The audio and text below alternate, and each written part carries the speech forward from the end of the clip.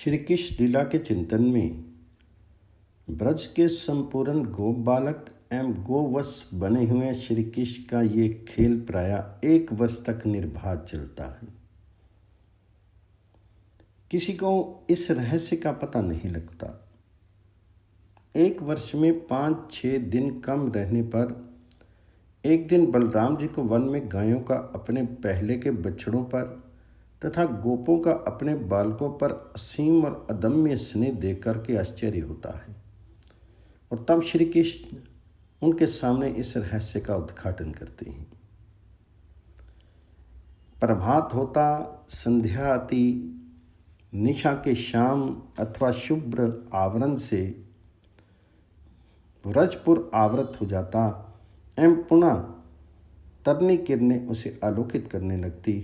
इस क्रम से दिन पर दिन बीतने लगे, पर किसी ने भी गोप शिशु बने तथा गोवत्स रूपधारी श्री केशचंद्र को पहचाना नहीं। व्रज पुरंधरियों का गायों का वात्सल्य मातृभाव ज्यों का त्यों रहा। पुत्र बने हुए नंद नंदन के प्रति गोप सुंदरियों के मन में कभी कोई अन्यथा आशंका नहीं हुई। उनके पुत्र संलालन की प्रणाली वैसी की वैसी बनी रही। गायें भी वत्स रूप में विराजित ब्रज विहारी को सर्वत्र अपना गर्भजात शासक ही शावक ही अनुभव करती, उन्हें दूध पिला करके चाट पोंछ करके कृतार्थ होती। सब बातें पहले की भांति ही ज्यों की त्यों बनी रही। अनंत ग्रहों में, गोष्ठों में असंख्य शिष्यों एवं वत्सों की मूर्ति धारण किए हुए श्री कृष्णचंद्र का यथोचित बाल्य भाव भी पूर्णता पहले जैसा ही रहा, किंतु दोनों ओर ही एक अंतर अवश्य हो गया था। वह ये कि गोप सुंदरियों के हृदयों में अपने पुत्रों के प्रति गायों के अंतःस्थल में वत्सतरों के प्रति जो स्नेह की धारा थी, उसका रूप बदल गया था। पहले ये प्रवाह स्वाभाविक शांत एवं समगति का था, और अब वह अतिशय वेग से बढ़ने लगा, हिलोरे लेने लग गया था। तथा उधर श्री केशचंद्र में मेरी ये जननी है, मैं इसका पुत्र हूँ, ऐसी भावना पहले के गोप शिष्यों में, गोवत्सों में नित्य वर्तमान रहने वाले मोह की ये वृत्ति नहीं रही थी। शिशु एवं वत्स रूप में विराजित रहने पर भी अपने स्वरूप में ही वे नित्य प्रतिष्ठित थे। मातृभाव ज्यों त्यों भ्यो, गो गोपिन ते ही काल, पूरब बालन ते अधिक, ने बुद्धि एह बाल। हरि में भई अशेष, गो गोपिन की मात्रता, एतनो भ्यो विशेष, ने अधिक्य बिना लसत। गो गोपन के माही, कृष्ण चंद्र के भावनित, प्रथम सरिस सब आही लोक तोक भावना जननी पर। तोक भावना हरि कहते सी, प्रथम होती मातन पर जैसी, एक मोह बिनु जानू महिषा, बाल भाव किए प्रभु जगदीशा। मैं हूँ सुत, ये है मम माता, ऐतने बिना जानियो हूँ ताता। यहाँ नंद भवन में भी ब्रजेश्वरी का, उनके नीलमणि का और समस्त कार्यक्रम का ज्यों का त्यों चल रहा था। प्रातः समीर का स्पर्श पाते ही जननी यशोदा अपने पुत्र को विविध मनोहार के द्वारा प्रतिदिन ही जगाती। मोहन जागी हो भली आई, मोहन जागी हो भली गई, तेरे कारण श्याम सुंदर नई मुरली लई। ग्वाल बाल सब द्वार ठाडे, बेर बन की भई, गायन के सब बंधन छूटे, डगर बन की लई। पीत पट करी दूर मुक्ते, छाड़ी दे अरसई, अति आनंदित होत जसुमती, देखी दुति नित नहीं। जागे जंगम जीव पशु, खग और ब्रज सबई, सूर के प्रभु दर्श दीजे, होता आनंदमयी। तथा श्री कृष्णचंद्र भी निद्रा त्याग करके अपनी परम मनोहर चेष्टाओं से ब्रज रानी का, श्री रोहिणी का आनंद वर्धन करते।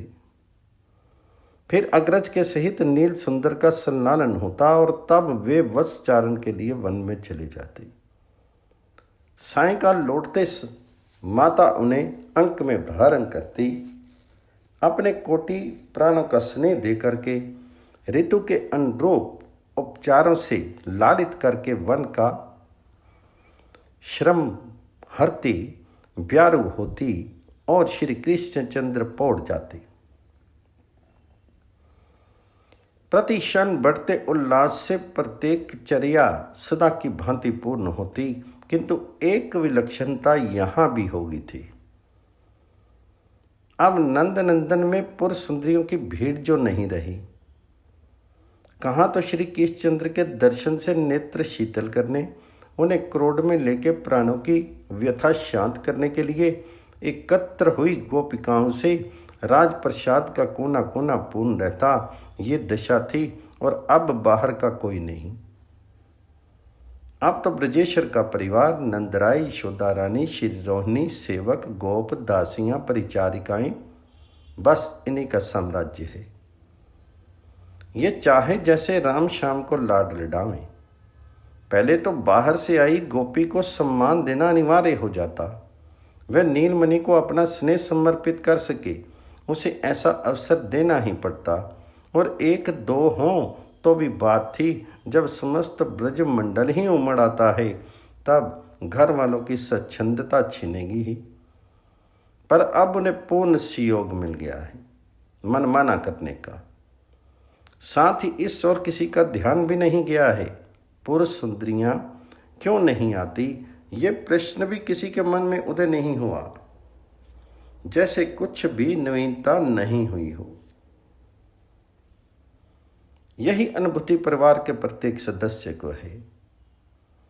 अधिक आश्चर्य तो ये है कि स्वयं पूर्ववासियों को भी पता नहीं कि उनकी जीवन धारा में कोई परिवर्तन हुआ है। वे कुछ भी नहीं जानते और जान पाएंगे भी नहीं। किंतु वस्तु स्थिति तो सर्था बदल ही गई है। सचमुच ब्रजपुर दूसरा सा बन गया है। दिन बीत रहे हैं और ये उत्तरोत्तर बदलता जा रहा है। बलिहारी हैं लीला बिहारी की इस लीला के। कुछ दिन पूर्व यशोदानंदन ब्रजपुर वासियों के लिए अपनी कोटि कोटि प्राणों से भी अधिक प्रिय रहे हैं। क्षण भर के लिए भी उनके अंतःस्थल में बाह्य व्यवहार में जब से श्री कृष्णचंद्र दृष्टि पथ में आए अपनी संतान के लिए वैसे प्यार का उन्मेष नहीं हुआ। पर आज देखने की बात है, श्री कृष्णचंद्र के प्रति प्यार कम हुआ हो ये बात तो नहीं है, किंतु ठीक वैसे ही उसी जाति का स्नेह उनके मन में प्रत्येक चेष्टा में अपने गर्भजात शिष्यों के लिए निरंतर लहरा रहा है। जो असीम प्रीति श्री कृष्णचंद्र के प्रति है, वैसी की वैसी वही स्नेहलता अपने बच्चों में प्रतिदिन क्रमशः बढ़ती रह करके और छोर विहीन बन गई है। वर्ष पर्यंत परिवर्धित होती हुई निस्सीम बन गई है, तथा ठीक यही दशा उन गायों की भी है। अपने वत्स तरों के लिए उनका स्नेह भी क्रमशः ऐसा ही अपरिसीम बन गया है। नेह वृद्धि व्रज जुबतिन केरी, सुनहि तात तो ही कहो निब्बेरी। ना नारी जे को ब्रजवासी, तिनके प्राण कृष्ण सुख राशि। जिन निज पुत्रंते कृष्ण मझारा, अति स्नेह ये प्रथम विचारा। अब निज सुवन माझ अधिप्रीति, बड़ी निरंतर सुख में रीति। बरस एक बाड़ी सब काहूँ, ने लता नित सुत निश्चित चाहूँ। अस्तु इस प्रकार सर्वात्म स्वरूप श्री कृष्णचंद्र का ये अद्भुत आत्म विहार प्रायः वर्ष पर्यंत चलता रहा। शिशु एवं गोवत्स का मनोहर स्वांग लेकर के स्वयं ही यशोदानंदन के रूप में भी नित्य सब के संचालक बने रहकर वे ये खेल खेलते रहे। अपने आप द्वारा अपने आप का ही पालन करते रहे। स्वयं अपने आप के ही साथ अपने आप अनेक भुवन मोहन बाल्य क्रीड़ा की। परम रमणीय कौतुक की रचना करते और सुख सिंधु में निमग्न हो जाते। कानन में गोष्ठ में उनका यह वर्षव्यापी क्रीड़ा विलास निर्बाध होता रहा। एह विधि भय वत्स हरियापू, भेटन हित निज जन परितापू। बछरा वत्स पाल के ब्याजा, पाल्यो निज जन जीव समाजा। गृहवन फिरत करत बहु लीला, कृपा सिंधु कुन गन बहुल शीला। बरस पर्यंत गयऊ एहि रीति, लखेऊ न काहूँ बड़े जो प्रीति। ब्रज मंगल भगवान ब्रह्म सच्चिदा आनंद प्रभु, भक्तन के सुखदान लगे देन सुख घरन घर। और तो क्या इतने दिन हो गए, अग्रज बलराम को भी इस रहस्य की गंध तक नहीं मिली। वास्तविक गोप शिशु एवं गोवत्स माया मुग्ध हुए कहीं अन्यत्र विश्राम कर रहे हैं और उनके अनुज इन असंख्य रूपों में आत्म प्रकाश करके एक वर्षिक गोष्ठ में वन में विहार कर रहे हैं। ये कल्पना क्षण भर के लिए भी रोहिणी नंदन के मन में नहीं आई। ऐसे बरस दिवस निर्ब्रह्मो शंकर वन, हूँ भेद न लह्यो। बलराम जाने कैसे ब्रजेंद्र कुलचंद्र को ये अभिप्रेत जो ना था, क्योंकि अभिप्रेत नहीं था इसे तो एकमात्र श्री कृष्ण जानते हैं। उनके किसी भी संकल्प का इत्थम बहुत समाधान पा लेना संभव ही नहीं है। पर यह सत्य है कि श्री कृष्णचंद्र नहीं चाहते थे और इसलिए बलराम नहीं जान सके। आरंभ से ही संयोग ऐसा बना कि वे इस अभिनय से पृथक हो गए। जिस दिन अघासुर का मोक्ष हुआ, विधाता की माया फैली, शिशु गोवत्स अपहृत हुए, उस दिन रोहिणी नंदन वत्स चारण के लिए अनुज के साथ वन में नहीं आ सके। वे आए होते तो संभवतः लीला का प्रवाह कुछ और ही होता। श्री कृष्णचंद्र का वह युगेंद्र मुनिंद्र दुर्लभ परम पावन चरण स्पर्श आघ दैत्य को मिलता कि नहीं, ये कहना कठिन है। क्या पता इससे पूर्व ही राम उनका कचूमर निकाल देते और फिर उसके साथ रहने पर विधाता अपनी उस चेष्टा से उसके कोप भाजन न बन जाते। यह कौन कह सकता है। विधि की माया उन्हें तो स्पर्श कर सकती ही नहीं, फिर ब्रह्म मोहन का ये प्रसंग इसी रूप में संगठित होता है कि नहीं, इसका उत्तर पा लेना सहज नहीं। जो हो है तो कुछ भी हो, ये सर्वथा सर्वांश में सत्य है कि ब्रजेंद्र नंदन की ही इच्छा नहीं थी और इसलिए राम प्रारंभ से अब तक इस रहस्य से अपरिचित रहे।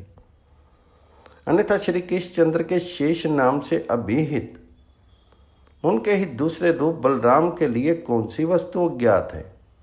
पर अब पद्म योनि मंच पर पुनः आने वाले ही हैं, इसलिए दाव भैया को सूचना इससे पूर्व ही मिल जाए। मानो श्री कृष्णचंद्र ने ये इच्छा की और उसके अनुरूप एक छोटी पर नई सी घटना रोहिणी नंदन के समक्ष घटित हुई। उस दिन भी शरद ऋतु थी और आज भी शरद के ही सुखद स्पर्श से वन तरु लतावलियां कुसुम समूह निर्भ्र गगन सभी हंस रहे हैं। तब से शिशु एवं गोवत्सों के अपहृत होने के दिन से वर्ष पूर्ण होने में केवल 5-6 दिन और रहे हैं। अब तक प्रतिदिन ही नवीन उल्लास के साथ श्री कृष्णचंद्र का वत्सचारण होता आया है। आज भी वे बलराम के सहित वत्सचारण के लिए सदा की भांति वन में पधारे हैं। जो नित्य जन्मा हैं वे ही श्री कृष्ण असंख्य गायों के गोप वनिताओं के पुत्र बने हुए अपने आप को अपने आप के द्वारा ही घेरे हुए झूमते चले जा रहे हैं गिरिराज के चरण प्रांत की ओर।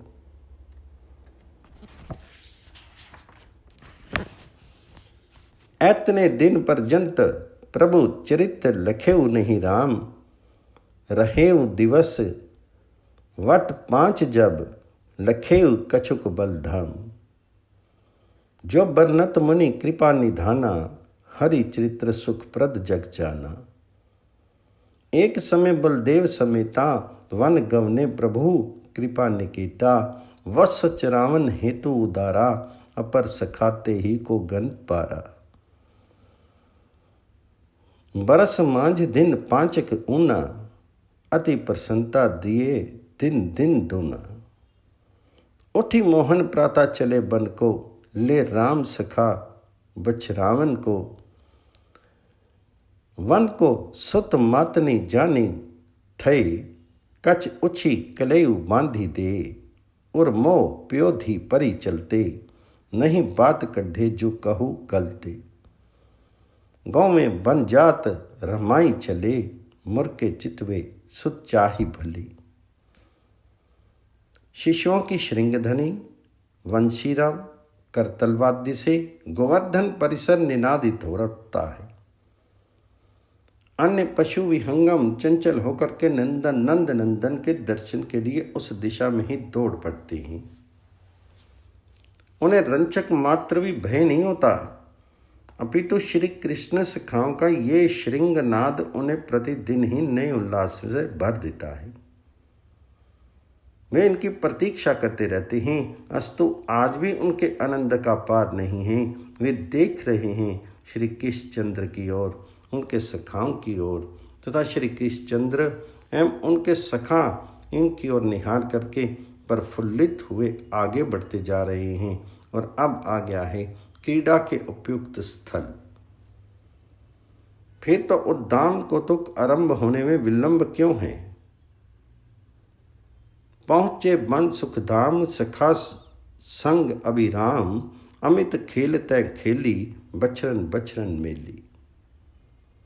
आज संयोग ऐसा है कि ठीक नीचे तो श्री कृष्णचंद्र एवं शिष्यों के संरक्षण में असंख्य गोवत्स राशि एकत्र हो गई है, तथा ऊपर गोवर्धन के वक्षोदेश में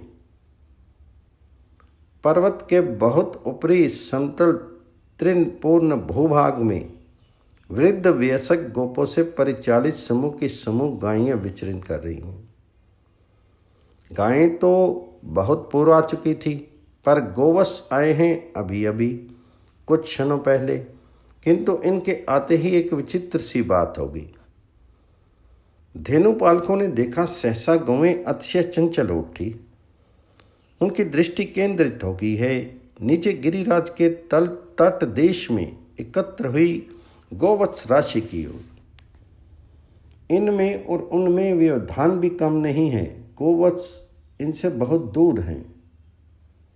सरथा पर्वत के चरण ताल के क्षेत्र में फिर भी ये जैसी उन्मत्त सी हो गई हैं, गो शावकों को देख कर के स्नेहवश शुद्ध बुद्ध खो बैठी हैं। इतना ही नहीं, ये लो ये दौड़ी उनकी ओर। बस फिर तो पालक वर्ग ने भी अतिशय त्वरा से अपने लगोड़ ऊपर कर लिए। जो जहां था वहीं से वह गरज उठा, प्रतिरोध के लिए प्रस्तुत होकर के पूर्ण वेग से दौड़ा, पर कहीं वेग से झरते प्रपात की अजस्त धारा भी लघु प्रस्तर खंडों के प्रतिरोध से प्रतिरुद्ध हुई है। वह तो वह ही चलती है। ऐसे ही धैर्य समूह ने भी आज अपने पालक वर्ग का अतिक्रमण कर दिया। संपूर्ण शक्ति का प्रयोग करके वे कुशल रक्षक गोप गायों को रोकने में समर्थ नहीं हो सकी। और तो क्या, दुर्गम पथ सघन लता जाल से आवृत कंटक पूर्ण स्थान स्थान पर पाषाण खंडों से रुद्ध वह पर्वत मार्ग भी उन्हें प्रतिहत नहीं कर सका। वे गायें सबका उल्लंघन कर भाग चली। उनके आगे के दो पैर परस्पर संयोजित सी हो गए हैं, ठीक ऐसे ही पिछले दोनों पैर भी जुड़ से गए हैं। वेग से दौड़ने के कारण ऐसा प्रतीत हो रहा है मानो वे द्विपाद दो पैर के जंतु हों। इस समय उनका मुख भी ऊपर की ओर उठ गया है, पूंछ भी ऊपर की ओर तन गई है। सब की सब उधर मुख उधर पुच्छ हो गई हैं। सबकी ग्रीवा कुगुत से संलग्न हो रही है। वात्सल्य उच्छालित होकर सबके थनों से दूध के रूप में झरता जा रहा है और वे हुंकार करती हुई अत्यंत द्रुत गति से दौड़ी जा रही अपने वत्सों के ओर। एक दिन गिरी गोवर्धन गाई, चरती ही चढ़ी आपने चाई। ब्रज समीप बछरन अवहेरी, चली जूत ग्वाल सके नहीं फेरी। स्वच्छ पुच्छ ऊंची करी लई, मानो धुरत चवर छवि गई। अति गति पग डारन हुंकारनी, सिंचत धरनी दूध की धारनी। बगरे बछरन पेचड़ी आई, मिली आई कछु नहीं कहीं जाई। अति स्ने बस तन मन जासु, भूली गई सब सुधि बुद्धि आसु। अति से बेग तहाँ ते धाई, तुरत सबे बछरन डिग आई। रोकन लगे गोप बहु भांति, एक एक बल विपुल सुहाती। अति से दुर्गम पथ वन घोरा, शिला बपुल द्रुम सगन कठोरा। गन्यो न ताही तहाँ ते दोरी, मनहु बात बस है ओगे बोरी। मान भंग भय गोप सब, रुकी नक सेहु गाई। धाई जिमि मृग राजगति, निज तन कहूँ बिसराई। श्रवण पुच्छ उन्नत करे, स्त्रवत दुग्ध करी प्रीति। हरे भरे तृण वदन में, धाई नृप इही रीति। देखते देखते गाय पर्वत से नीचे उतर आई, गौवत्सों के समीप जा पहुंची। सबसे बड़ा आश्चर्य यह है कि इन गायों के स्तनपायी दूसरे वत्स हो चुके हैं। कहीं तो बस 2-4 दिन पूर्व की ही ब्याई हुई हैं। कितनों के वत्स भी अपनी जननी का अनुसरण करते हुए कूदते उछलते वन में साथ साथ आए हैं और वे इस समय अभीर वृक्षों द्वारा वहीं शिखर पर ही रुद्ध होकर के उत्कर्ण हुए आकुलता भरी आंखों से इनकी ओर देख भी रहे हैं, पर उनकी ममता भी मानो इन गायों में श्रद्धा नहीं हो रही हो। इस प्रकार उन्हें परित्याग करके वे यहाँ अपने पूर्व प्रसूत मुक्त स्तन्य वत्सों के समीप आ पहुंची। रक्षक वर्ग का लगुड़ प्रहार, मार्ग की भयानकता, अपने नवजात शासक का सुने निबंधन, कोई भी उन्हें रोक नहीं सका। सब कुछ सहकर सबकी उपेक्षा करके ये यहाँ चली आई। इसे कहते हैं श्री कृष्णचंद्र का आकर्षण। सचमुच जब किसी का मन श्री कृष्णचंद्र से मिलने के लिए व्याकुल हो उठता है, उस समय उसकी ऐसी ही दशा होती है। उसके लिए कोई प्रतिबंधक नहीं है। सज्जनों का विरोध उसके कर्णरंध्र में प्रविष्ट नहीं होता। किसी के भीषण प्रहार की व्यथा उसे स्पर्श नहीं करती। पथ की भीषणता उसके ध्यान में ही नहीं आती। पुत्र कलत्र बंधु बांधव का ममत्व उसके मन में उदय ही नहीं होता। उसे देखते दिखते रहते हैं एकमात्र श्री कृष्ण, और वह अम्लान मन से प्रतिशन वर्धनशील उत्साह पूरी चित्त से सब कुछ सहता हुआ, समस्त विघ्न बाधाओं को पैरों से रोनता हुआ, अन्य सब ओर से मुंह फेर करके सबको भूल करके अत्यंत तीव्र गति से दौड़ पड़ता है उसकी ओर, अविराम भागता चला जाता है। उनको ही लक्ष्य बना करके उनके कंठ से लगकर ही शांत होता है। इसलिए गाय भी चली आई इन वत्स रूपधारी श्री कृष्णचंद्र के समीप,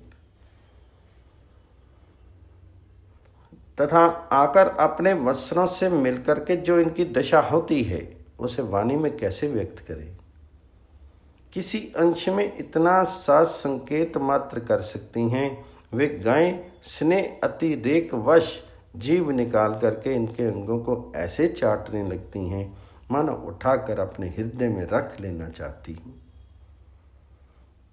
थन से दूध की निर्मल धारा तो कब की शरित होती आ रही है। केवल वत्सरों के मिलने भर की देर थी, ये मिल गए, फिर तो अपना समस्त रसपान करा देने के उद्देश्य से ये अपने स्तन इन वत्सों के मुख में रख ही देती हैं। गोवत्स भी हुसक कर दूध पीने लग जाते हैं। कदाचित किसी के नेत्र इन वडभाग्नि गायों की आंखों में समा करके देख सकने की क्षमता पाले, तभी देख सकता है कितना अपूर्व अप्रतिम स्नेह भरा है इन मूक पशुओं के नयनों में। देनु धाई बछरन डिगाई, प्यावन लगी प्रेम अधिकाई, वसवती अपि धेनु प्रवीणे, प्यावत भई तजी बाल नवीने, चाटन लगी प्रेम अति गाढ़ो, घीली जह जनु अस सुख बाड़ो। अस्तु उधर अपने प्रयास व्यर्थ हुए देख करके रक्षक गोपों के रोष का पार नहीं। इतनी प्रबल चेष्टा करने पर भी गाय नहीं रुकी, सारा परिश्रम निरर्थक सिद्ध हुआ। इस बात से प्रथम तो वे अतिशय लज्जा का अनुभव करने लगे और फिर उनमें क्रोध का संचार हो गया। गायों पर नहीं, गोवत्सों के संरक्षण अपनी ही संतति उन गोप शिशुओं पर।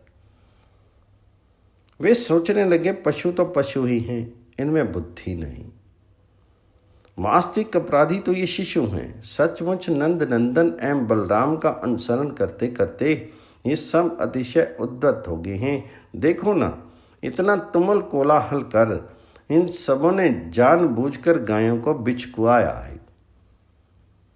तथा ऐसा सोच करके क्रोध से अभिभूत हुए वे गोपकर्ण भी बालकों को कुछ दंड देने के उद्देश्य से नीचे उतरने लगे।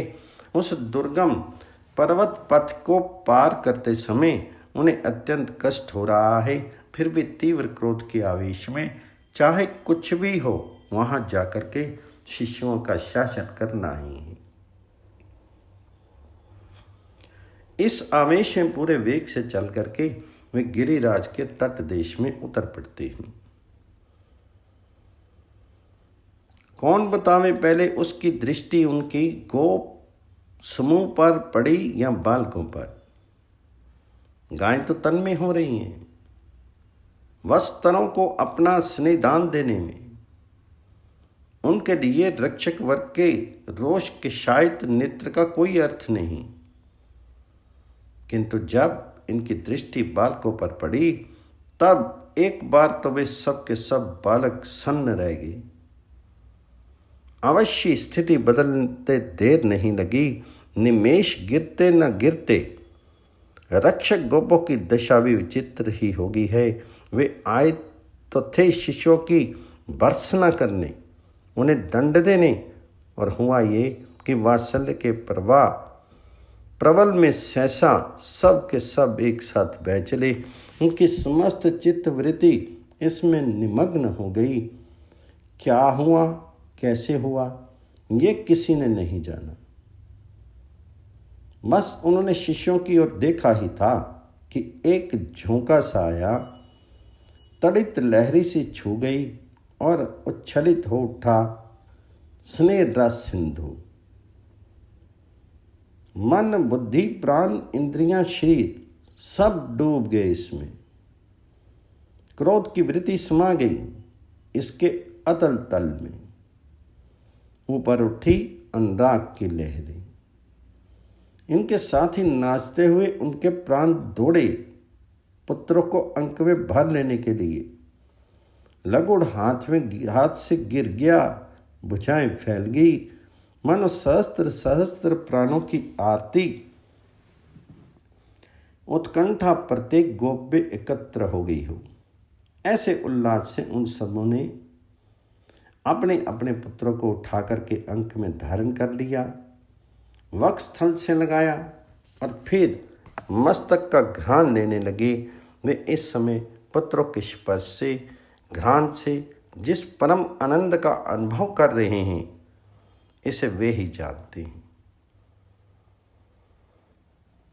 पशुपालन रोकी जब धेनु, रुकी ना बेमुख श्रम भाग फेनु। रोष भरे दृग अति रत्नारे, पंथ त्यागी ढाई अति हारे, सरिता गिरी वन उपवन माही, आय दौरत तन सुधी नाही। आय यद्यपि रोष भर ताड़न मन अनुरागी, तदपि देखी बालक बदन बड़ियो प्रेम बड़ भागी। यद्यपि रिस अति घोर, निरखी बदन सब मिट्टी गई, प्रेम उमग नहीं थोर, रैसे लिए उर लाई सुत, शीस सुंघी पुनि पुनि उर लाई, मानो परी परम निधि पाई। लीला शक्ति की प्रेरणा ही इन्हें पुनः यहां से अलग करती है, अन्यथा आज ये अपने पुत्रों को छोड़ करके किसी अन्य कार्य में योगदान कर सके, ये संभव ही नहीं रह रहा था। अभी भी बालकों को हृदय से लगाए निर्निमेष नयनों से इनकी ओर वे देख ही रहे हैं। आगे क्या करना है, कहाँ जाना है, इसका उन्हें तनिक भी भान नहीं। कुछ क्षणों के अनंतर अचिंत्य प्रेरणावश उन सब ने पुत्रों को गोद से उतारा भी सही, पर शुद्ध बुद्ध खोए से भ्रांत से हुए वे वहीं खड़े रहे। गायों की दशा भी ऐसी ही, उन्हें भी किसी अलक्षित हाथों ने ही वत्सरों से अलग किया। आंखें तो उनकी भी लगी रही अपने शावकों की ही ओर, पर शीर से वे हट आई। पालक वर्ग ने इनकी ओर देखा या नहीं, यह निर्णय कठिन है। हाँ, यंत्र परिचालित से हुए उनके हाथ अपने आप ऊपर उठ अवश्य गए हैं, संकेत कर दे रहे हैं गायों को पुनः गिरिराज शिखर की ओर बढ़ चलने के लिए, और ये उधर ही चलने लग जाती हैं। इनके पीछे गोप भी चल पड़ते हैं, इच्छा पूर्वक नहीं, जैसे कोई बरपस खींचे लिए जा रहा। इस प्रकार वे जा रहे हैं। जे कुछ भी बोल नहीं सकते, कंठ अश्रु के आवेग से रुद्ध हो चुका है, और अब तो उन्हें पथ दिखना भी बंद हो गया है। इन अनुभूतपूर्व परम आनंद की निरंतर स्मृति से नेत्र झलने लगे हैं। अश्रु का अजस्त्र प्रवाह बहने लगा है। अत्यंत कठिनाई से धीरे धीरे मार्ग का अनुसरण करते वे वहाँ से लौट पड़े हैं। केवल देह से ही, मन तो अभी भी वहाँ ही है। निमेष शून्य दृष्टि से मानो वे अब भी ठीक वैसे ही देख रहे हैं उन शिष्यों को ही। गदगद कंठ नयन भरी बारी, एक टक रहे सुबदन निहारी। उपयुक्त घटना को आदि से अंत तक बलराम ने अपनी आंखों देखा है। यहाँ से कुछ ही दूर पर एक सघन कदम की छाया में श्री कृष्णचंद्र के दक्षिण स्कंद पर अपनी वाम भुजा टेक के खड़े वे देख चुके हैं किस प्रकार गाय गिरिराज शिखर से दौड़ी। गोपों के द्वारा प्रतिरोध के समस्त प्रयास असफल हुए, और स्तन्यपायी वत्सों का भी परित्याग करके दुर्गम पथ का उल्लंघन करके वे अपने उन मुक्त स्तन्य वत्स्तरों से आ मिली। कितना स्नेह, प्राणों की कैसी आरती इन पशुओं में इन वत्सों के लिए है। प्रेम समृद्धि एवं तदनुरूप उत्कंठा का कितना उज्ज्वल निदर्शन इन धेनु समूहों ने अभी अभी उपस्थित किया है। तथा फिर उन रक्षक गोपों की दशा, प्रथम तो अपनी संतति के व्यवहार से शोभ, वे क्रोध कंपित कलेवर, और पश्चात पुत्रों की ओर देखने मात्र से ही प्रेम आवेश का वह निखरा हुआ सौंदर्य, दोनों का सामंजस्य कितना आश्चर्य में है। रोहिणी नंदन बड़े ध्यान से ये सब कुछ देखते रहे हैं, पर ऐसा क्यों हुआ, क्यों हो रहा है, इसका हेतु उन्हें विदित नहीं। इसलिए वे विचार में पड़ जाते हैं, वस्तु स्थिति के संबंध में सोचने लग जाते हैं। ये देखी बल सोई, मन अचरज भोई, ता दिन बल के भयो संदेह, शिशुन विषय दिखी ब्रज को ने। लखी बल प्रेम अधिक सब काही, करत विचार आपुचित चाही। एक एक बात रोहिणी नंदन को विस्मय से पूर्ण कर दे रही है। साथ ही बाल्य विष के किसी एक छिद्र से अनंत देव के अपरिसीम ऐश्वर्य का एक क्षुद्र स्तोत्र शनै शनै झरने लगता है और वह उसके एक बिंदु का स्पर्श करते हुए उससे अपने लीला रसमत आँखों को आंचते से हुए घटना के प्रत्येक अंश के हेतु पर विचार करने लगते हैं। अखिल आत्मा श्री कृष्णचंद्र के इतने निकट रहने पर भी ऐसी बात क्यों हो रही है? समस्त ब्रजवासी गोप गोपियों के जीवन स्वरूप श्री कृष्णचंद्र के उपस्थित रहते हुए ही धेनु समूह का इन अपने गोवत्सों में, रक्षक गोपों का अपनी संतति में स्नेह बढ़ने का हेतु क्या है? इनका जैसा प्रतिक्षण वर्धनशील अपरिसीम स्नेह श्री कृष्णचंद्र के प्रति है, ठीक वैसा ही स्नेह वस्त्रों के प्रति, शिष्यों के प्रति कैसे हो गया? ऐसी बात पहले तो कभी नहीं हुई थी। जहाँ आत्मज्ञान का आलोक नहीं, वहाँ उस अंतःकरण में तो अज्ञात आत्मा के सुख के उद्देश्य से ही पुत्र आदि के प्रति प्यार का प्रवाह संभव है।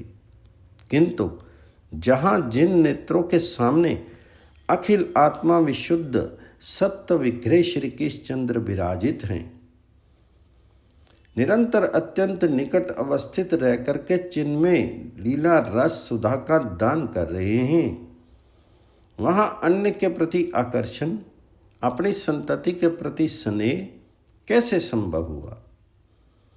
त्रिगुण में संसार में सुख के आधार स्थिर नहीं, उनमें परिवर्तन होना अनिवार्य है। स्नेह के पात्र बदलेंगे ही। आज सुख का आधार कुछ और है, कल कुछ और ही रहेगा। आज जिनके प्रति प्राणों का स्नेह समर्पित करके भी तृप्ति नहीं होती, कल उनका स्थान कोई अन्य ग्रहण करेगा। किंतु जिसने एक बार श्री कृष्णचंद्र में सुख का अनुभव किया, अपना सारा स्नेह श्री कृष्णचंद्र के चारों चरणों में अर्पित कर दिया, उनके लिए अनंत काल तक सुख का कोई अन्य आधार संभव ही नहीं। उसका स्नेहस्पद अन्य बन सकता ही नहीं। फिर भी यहाँ यह वैषम्य कैसे संगठित हुआ? एक बार श्री कृष्णचंद्र के लिए सर्वस्व न्यौछावर कर देने के अनंतर भी पुनः गोपों का अपने वस्त्रों के प्रति, शिष्यों के प्रति ये स्नेह निर्बंध कैसे संभव हुआ? और इनकी बात दूर, स्वयं मेरी भी ऐसी दशा क्यों हो गई? मुझे भी ये शिशु, ये गोवत्स ठीक अपने अनुज के समान क्यों प्रिय लग रहे हैं? इस आश्चर्य की भी कोई सीमा है। आखिर ये बातें हो कैसे रही हैं? किस अघटन घटी महाशक्ति के प्रभाव से गायों की गोपों की मेरी ऐसी अवस्था हो रही है? किंतु हेतु से, कहाँ से इस महाशक्ति का अवतरण हुआ है? क्या ये कोई देव माया है अथवा शक्ति विशिष्ट नर के किसी मनीषी मुनि की माया है? अथवा ये आसुरी माया का प्रसाद तो नहीं है? किंतु आसुरी नारी, देवी, माया, इनमें कोई भी मुझे भी मोह सकती है क्या? विश्व में ऐसी कौन सी माया है जो मुझे भी मोहित कर ले? हाँ, एकमात्र मेरे अनुज, नहीं, मेरे प्रभु श्री कृष्णचंद्र की ही अघटन घटनी परम अचिंत्य शक्तिमय माया ऐसी है जो मुझे भी मुक्त कर दे। उनकी ही माया हो फैली हो और ये बातें संगठित हो गई हों, ये असंभव नहीं। रोहिणी नंदन, लाभ मात्र काल भी व्यतीत होते न होते इतनी बात सोचिए, और केवल सोच भर लिया हो ये नहीं, इस रहस्य की और छोर पा लेने का संकल्प भी उनमें उदय हो गया। अब तक तो वे विचार कर रहे थे, लीला अनुरूप भंगिमा की चादर ओढ़ कर ही, किंतु अब उन्होंने अपनी ज्ञानमय दृष्टि के आलोक में देखना आरंभ किया और देख लिया स्वयं श्री कृष्णचंद्र ही तो इन असंख्य गोवत्स एवं गो शिष्यों के रूप में अवस्थित हैं। पीवत न अस्तन बालक दे जेऊ, तिन पर अधिक प्रीति कत भेऊ। निकट पर सूती वत्स कै त्यागी, पूरब महे किमि ए अनुरागी। नित प्रति बड़े प्रेम सब काहू, लखों न कारण प्रीति उबाहू। मोहि सहित सब कै ए प्रीति, प्रेम अधिक छन छन किमि प्रीति। मोहि प्रीति इन में के ही हेतु, समझी परे नहीं मोह निकेतु। के देवी माया ये होई, के नर असुर कहावती सोई। के ही कारण प्रेरी किन कैसे, अपर न घटे भई ये जैसे। अपर न माया प्रबल असी, मोह कै मोह कराई। ये माया श्री कृष्ण की अस मोह मन ठहराई। अस विचारी बलराम ज्ञान दे दृष्टि देखी तभी। कृष्ण देव सब ठाम बछरा वत्स पापू हरि। बलबीर ज्ञान दृग देखी तहाँ, प्रभु आत्म भूति विभूति महा। सब विश्व चराचर व्यापी रह्यो, बचरानी सखा किमि जाय कह्यो। ये ब्रज बालक वे तो नाही, पाचे होते जो या ब्रज माही। अब तो नाम दाम दल अंबर, बेनु विशान। वेद बल कंबर, कंकन किंकनी भूषण जिते। मोहिक श्री कृष्ण भासत तित्ते। बलराम के अधरों पर स्मित की एक रेखा अंकित हो गई। उन्होंने अपने अनुज के नेत्र सरोज पर अपनी दृष्टि स्थिर कर ली और फिर एक साथ आदर्श विनय, अकृत्रिम नम्रता, मधुमेह व्यंग, सरस परिहास, अपरिसीम स्नेह, महान आदर, पवित्र प्रणय रोष, ना जाने कितने भावों का रस वाणी में भर करके वे बोल उठे, भैया रे श्री कृष्ण, नहीं नहीं, हे सर्वेश्वर देवतात सुनो देखो।